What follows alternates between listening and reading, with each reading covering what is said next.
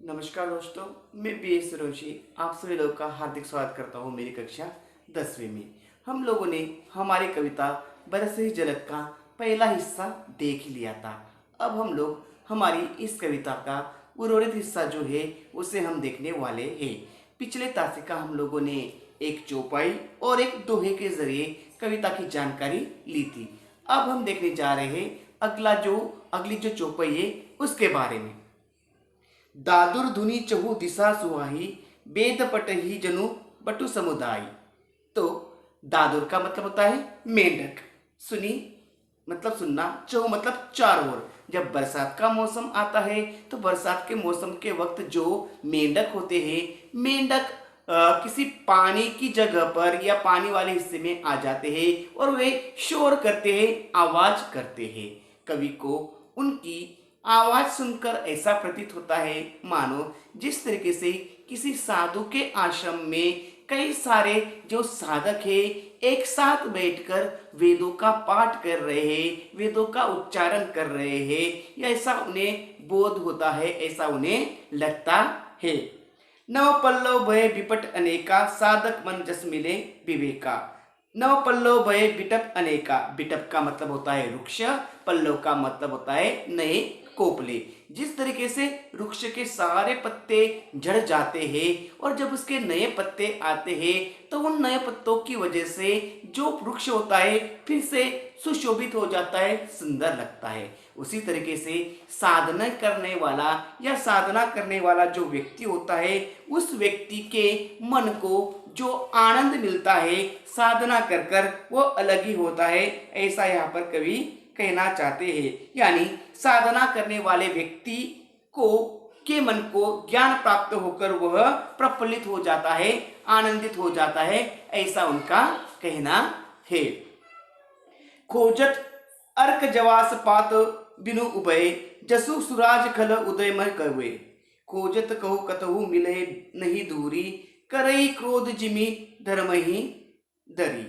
तो आगे जो तुलसीदास जी है, तुलसीदास हम लोग को समझा रहे हैं कि बरसात के दिनों में, जब बरसात के दिन होते हैं तो बरसात के दिनों में हम लोग को मदार और जवासा के पत्तों से रहित हो गए। तो मदार और जवासा जैसे जो वृक्ष है वो अपने पत्तों से रहित हो गए, यानी उनके जो सारे के सारे पत्ते थे वो सारे के सारे पत्ते झड़ गए, गिर गए। उन्हें देखकर ऐसा लगता था या उन्हें देखने के बाद ऐसा लगता था मानो किसी अच्छे राज्य में दुष्ट का धंधा जाता रहा हो, खत्म हो गया हो।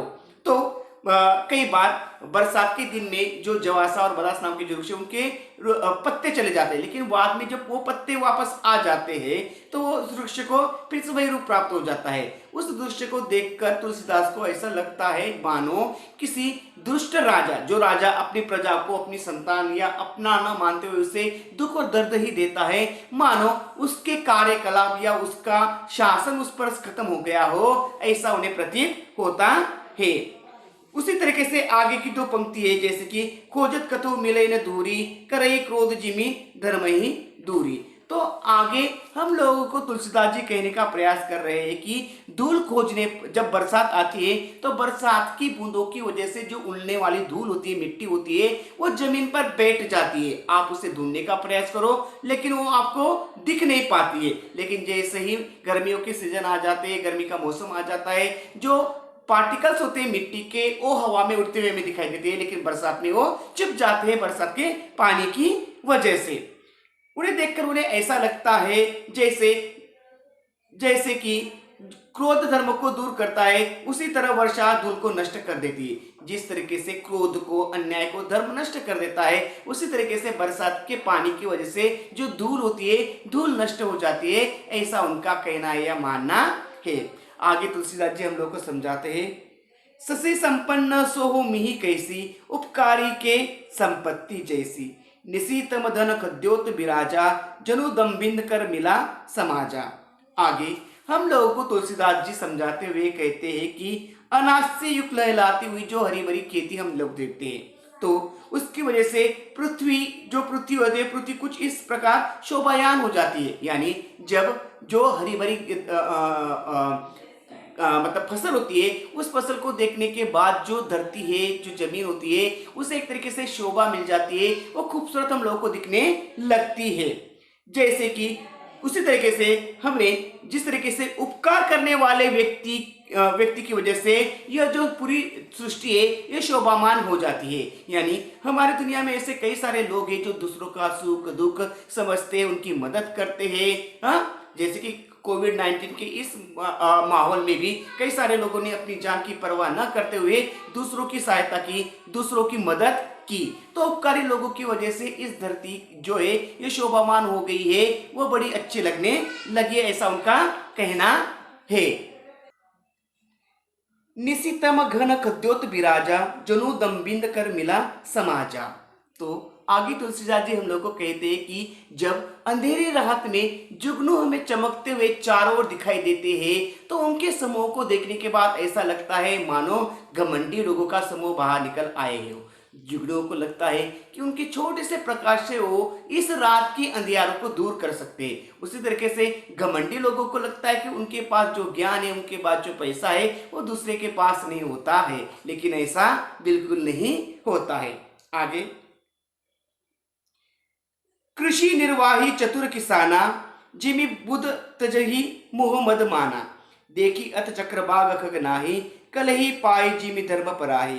कृषि निर्वाही चतुर किसाना, तो जो चतुर किसान होता है, चतुर किसान अपनी फसल में, अपनी खेतों में जो घास होती है उस घास को कभी उगने नहीं देता है, उसे कभी पनपने नहीं देता है, उसे वो निकाल कर फेंक देता है। जो किसान होता है, किसान अपने खेतों में अपनी फसल की बड़ी अच्छी तरीके से देखभाल करता है। वो अपने खेतों में फसल के सिवा और किसी घास को या बाकी चीजों को बिल्कुल रहने नहीं देता है। उस चीज को देखकर ऐसा लगता है जैसे जो विद्वान व्यक्ति होता है, सज्जन व्यक्ति होता है, उसके पास मद, मोह और मत्स्य, माया, इन सारी चीजों का मानो उसने त्याग कर दिया हो। ये सारी चीजें उसके पास तक नहीं भटकती है।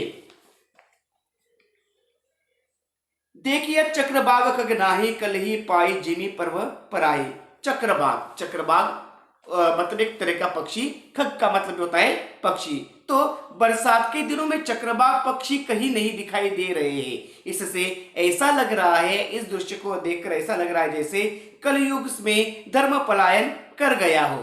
तो बरसात के दिन आ गए और बरसात के सीजन में हमेशा दिखने वाले चक्रबाग पक्षी अब दिखाई नहीं दे रहे। तो उस दृश्य को देखकर तुलसीदास जी व्यक्त करना चाहते हैं कि जिस तरीके से इस कलयुग में धर्म पलायन कर चुका है, धर्म यहाँ से नष्ट हो चुका है, चला जा चुका है, उसी तरीके से चक्रबाग पक्षी जिस तरीके से दिख नहीं रहा है, उसी तरीके से धर्म ने भी कलयुग से पलायन कर लिया, कलयुग से वो चला गया है। विविध जंतु संकुल मही भ्राजा प्रजा बाण जिमि पाई सुराजा जह तह रहे पथिक थकिक नाना जिमि इंद्रिय गण उपजे ज्ञाना। विविध जंतु संकुल मही भ्राजा, जंतु का मतलब आप जीव समझ सकते हो, ले सकते हो। तो यह जो पृथ्वी है, हमारी जो पृथ्वी है, इसके चर चर में कई सारे जीवों को हम देख सकते हैं, कई सारी सजीव सृष्टि हम लोग को देखने को मिलती है। यह उसी तरह शोभामान हो रही है जैसे एक अच्छा राजा के राज्य में प्रजा सुखी होती है। यानी धरती पर जो हमें सजीव सृष्टि दिखती है, वह सजीव सृष्टि बड़े अच्छी तरीके से फल फूल रही है। जिस तरीके से एक अच्छे राजा के शासन में उसकी प्रजा बड़ी सुखी होती है, बड़ी आनंदमय होती है, उसी तरीके से पृथ्वी पर यह जो जीव सृष्टि है वह जग रही है। आगे वे कहते हैं, आगे तुलसीदास जी कहते हैं कि जह तह रहे पथिक थकी नाना जिमि इंद्रिय गण उपजे ज्ञाना। तो आगे वे हमें समझाने का प्रयास कर रहे हैं कि यह वह अनेक जो राही है वो तक ठहरे हुए हैं, रुक गए हैं। जैसे मनुष्य को ज्ञान प्राप्त होते ही उसकी जो इंद्रियां शिथिल हो जाती है और विषयों की ओर जाना छोड़ देती है। तो इस तरीके से हमने जो चौपाइया वो देखी। आगे हम लोगों को एक दोहा दिया गया है, उस दोहे को भी हम लोग देखते हैं और दोहे के जरिए हम लोगों को तुलसीदास जी क्या समझाना चाहते हैं इसके बारे में जानकारी लेते हैं। तो दोहा इस प्रकार है। कबहू प्रबल मह मारुत जह तह मेघ बिलाही जिमि कपुत के उपजे कुल सधर्म नसाई। कबहू प्रबल मह मारुत यह जह तह मेघ बिलाही। मारुत का मतलब होती है हवा, मारुत का मतलब होती है हवा, मेघ का मतलब होता है बादल। तो कई बार आसमान में जब काले काले बादल छाते हैं और अचानक से तेज हवा शुरू हो जाती है, तो उस हवा के जोर से या उस हवा के प्रहार से कई सारे जो बादल होते हैं, बादल उड़कर दूसरी जगह पर चले जाते हैं, दूसरे स्थान पर चले जाते हैं। और कई बार हमें ऐसा महसूस होता है कि अब आसमान से बारिश होना शुरू हो जाए, लेकिन बारिश नहीं होती है क्योंकि हवा की वजह से बादल कहीं और चले जाते हैं। उसी तरीके से किसी एक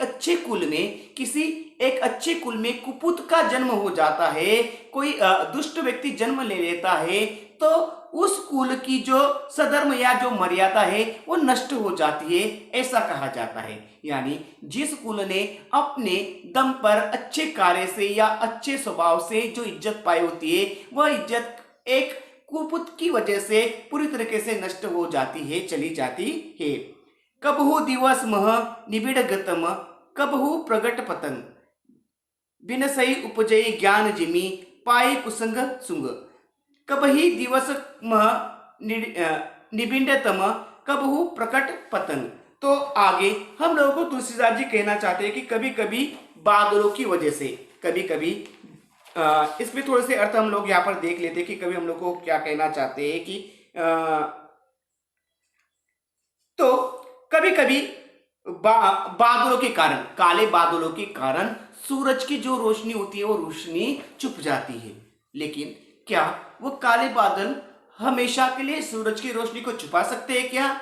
बिल्कुल नहीं। कुछ समय के बाद बादल जो होते हैं वो छट जाते हैं और सूरज फिर से अपनी तेजोमय रोशनी धरती तक पहुंचा देता है। उसी तरीके से अगर कोई अच्छा व्यक्ति कुसंग में पड़ जाकर अज्ञानी बन जाता है तो कोई बात नहीं, लेकिन वो सुसंग में आने के बाद, अच्छी संगत में आने के बाद उस ज्ञान को फिर से प्राप्त कर सकता है।